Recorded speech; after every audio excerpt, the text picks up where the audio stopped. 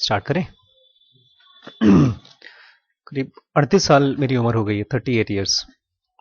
38 years में habit word मैंने करीब 400-500 बार सुना होगा पेरेंट्स से, बहुत बार सोचा भी होगा हैबिट्स के बारे में। बट जब ये पावर ऑफ हैबिट हमने पढ़ना शुरू किया तब ये मालूम पड़ा कि कितनी इंपॉर्टेंट चीज़ है ये। अभी भी मुझे लगता नहीं कि मेरे कॉन्शियस ब्रेन को, सॉरी सबकॉन्शियस ब्रेन को इसका एहसास है कि हैबिट कितनी इंपॉर्टेंट है।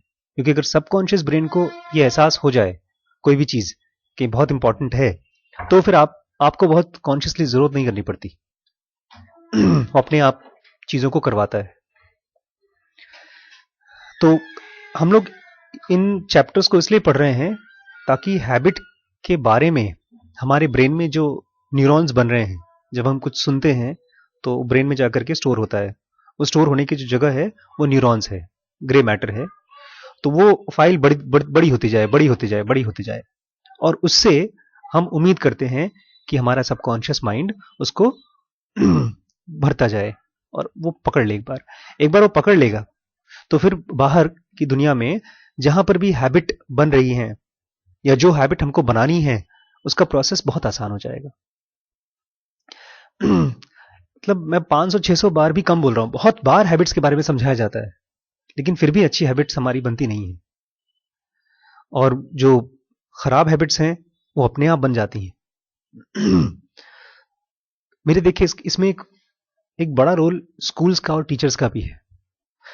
स्कूल्स का जो पर्पस होना चाहिए वो है नहीं। पर्पस होना चाहिए बच्चों को एक एबिलिटी टू थिंक, कि बच्चे सोच पाएं, वो डेवलप कर पाएं, लेकिन वो नहीं हो पाता। वो क्यों नहीं हो पाता? क्योंकि स्कूल जिस पर्पस से चालू हुए वो कुछ और ही था। जैसे अंग्रेज जब यहां पर इंडिया में आए तो उन्होंने स्कूल्स चालू किए, तो उन्होंने इसलिए नहीं चालू किया स्कूल क्योंकि वो चाहते थे कि लोग समझदार बन जाएं। उन्होंने स्कूल इसलिए चालू किए ताकि लोग एम्प्लॉयबल हो जाएं। मतलब 100 बच्चों में से कुछ बच्चे हमको चाहिए नौकरी के लिए, तो उनको हम ले लें। उनको 3 चीजें चाहिए थी। एक जगह मैंने सुना, एक तो अच्छी हैंड राइटिंग चाहिए थी। आज से 150 साल पहले, उस समय कंप्यूटर्स नहीं होते थे तो हाथ से लिखे जाते थे ज्यादा डॉक्यूमेंट्स। दूसरी चीज उनको चाहिए थी मैथमेटिक्स करने वाले, अरिथमेटिक, क्योंकि जोड़ घटाना, ईस्ट इंडिया कंपनी को जोड़ घटाना करना था, ढेर सारा बिजनेस करना था। और चौथी चीज उनको मारपीट करनी थी, तो घुड़सवारी और इस तरह की चीजें उस समय सिखाई जाती थी। तो वो बेसिस है हमारी स्कूलिंग सिस्टम का, जिसमें हमारे आजकल बच्चे जाते हैं। और वो 150 साल पुराना जो सिस्टम है वो आज तक चला आ रहा है कि बच्चों की हैंडराइटिंग अच्छी होनी चाहिए, जबकि आज के 5 साल बाद, 10 साल बाद बच्चे हैंडराइटिंग का यूज ही नहीं करेंगे। बहुत कम लोग होंगे जो हैंडराइटिंग का यूज करेंगे। जहां तक रही अरिथमेटिक की बात, वो तो बहुत पुरानी कहानी हो गई है। मोबाइल फोन में आजकल कैलकुलेशन आप बहुत आसानी से कर सकते हैं। और घुड़सवारी तो चाहिए नहीं किसी को, अब तो खाली स्पोर्ट्स है घुड़सवारी।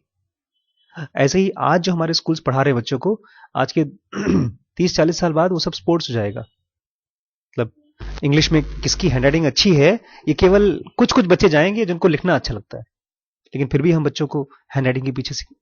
तो ऐसी कौन सी चीज है जो बच्चे हमारी जनरेशन बहुत सालों तक यूज करेगी? Thought process.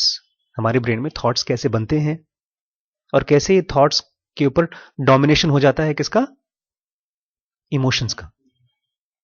हम कोई चीज सोच रहे हैं कि मैं करना चाहता हूं, मान लीजिए मेरे मन में विचार है कि मैं पूरी एजुकेशन सिस्टम दुनिया की चेंज करके नया बना दूं, ये एक थॉट है। इसके ऊपर एक इमोशन आ जाएगा, अरे ये कैसे पॉसिबल है, पूरी दुनिया का कैसे पॉसिबल है, ये फियर है। तो इस चीज को पकड़ पाना, इसी को मैं बोलता हूं थॉट प्रोसेस को देख पाना, उसको डिजाइन कर पाना अपने दिमाग में।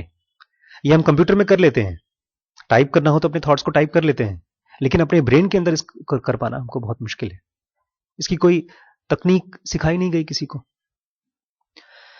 तो इसी की तकनीक हम चाहते हैं कि हम लोग अपने ऊपर पहले डेवलप करें, फिर हमारी आने वाली जनरेशन्स के लिए ये डेवलप करें। अगर हम ये कर पाए तो एक कहते हैं बहुत बड़ा एक्सीडेंट से रुकावट हो जाएगी, बच जाएंगे हम। कहते हैं कि अगले 30-40-50 सालों में या 100 सालों में आर्टिफिशियल इंटेलिजेंस नाम की कोई चीज आएगी जो मानव जाति के ऊपर पूरी तरह से कब्जा कर लेगी। वो कंप्यूटर्स हैं बेसिकली। गैरी कास्परोव है ना, वो जो वर्ल्ड चैंपियन थे, उनको एक वॉटसन नाम के कंप्यूटर ने 2 बार हरा दिया मैच में। वो सब कहा जाता है कि that machine is the most intelligent thing in the world currently, ऐसा कहा जाता है। तो अब उस मशीन का यूज कर रहे हैं लोग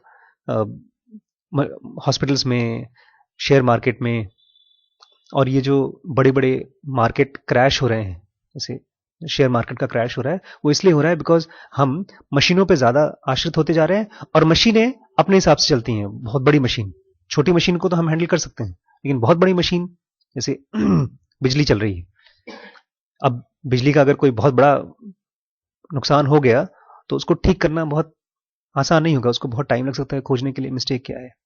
एक बल्कि शेयर मार्केट में जो क्रैश आ रहे हैं उसके लिए एक चैप्टर लिखा है एक बंदे ने, उसका नाम है फ्लक्चुएशन। फ्लक्चुएशन मतलब डिस्टर्बेंस एक तरह का। तो वो इसलिए हो रहा है बिकॉज हम अपनी नॉलेज से तकनीक, जो बाहर की तकनीक है, बाहर की तकनीक मतलब हमारी बॉडी से अलग हटके, जितनी भी तकनीक हमारी बॉडी से अलग हटके है उसको मैं बाहर की तकनीक बोलता हूं, आउटसाइड टेक्निक्स। उसको हम डेवलप कर पा रहे हैं टेक्नोलॉजी को, लेकिन इनसाइड टेक्नोलॉजी को हम बहुत काम नहीं कर पाते इस पे। तो वो क्यों नहीं कर पाते? क्योंकि हमको लगता ही नहीं कि इनसाइड भी कोई टेक्नोलॉजी है। वो तो है बस, ठीक है। अब हम खाना खाते हैं, जब मुंह में एक निवाला डालते हैं तो उसमें कितनी टेक्नोलॉजी यूज होती है इसका कोई अंदाजा नहीं है। जिनोगा जैसी जो एडवांस बुक है मेडिटेशन के ऊपर, वो कहती हैं जो एटॉमिक रिसर्च बाबा इंस्टीट्यूट में फ्यूजन और फ्यूजन हो रहा है, बड़े बड़े एटॉमिक बॉम्ब ब्लास्ट किए जाते हैं, उसमें से एनर्जी बना करके वो भी इस साइंस पर काम कर रहे हैं कि इसमें से कैसे एनर्जी बनाएं कि अनलिमिटेड सप्लाई ऑफ बिजली मिले। यही प्रोसेस कहते हैं हमारे मॉलिक्यूलर बॉडी में और फिजिकल बॉडी में बहुत कंट्रोल्ड तरीके से होता है। मतलब जिसको जठर अग्नि बोलते हैं पेट में, जब हम खाना खाते हैं तो पेट में एक तरह का हीट बनता है और वो हीट खाने को पचाता है। तो हीट बनता कैसे है? वो वही न्यूक्लियर फिजन और न्यूक्लियर फिशन है अंदर में लेकिन वो भी इतना कंट्रोल्ड होता है कि एक्सीडेंट्स नहीं होते। फुकुशिमा जानते हैं आप? फुकुशिमा में बहुत बड़ा एक्सीडेंट हुआ। इस तरह के एक्सीडेंट नेचर ने हमारी बॉडी के अंदर में रोक करके कर रहा है।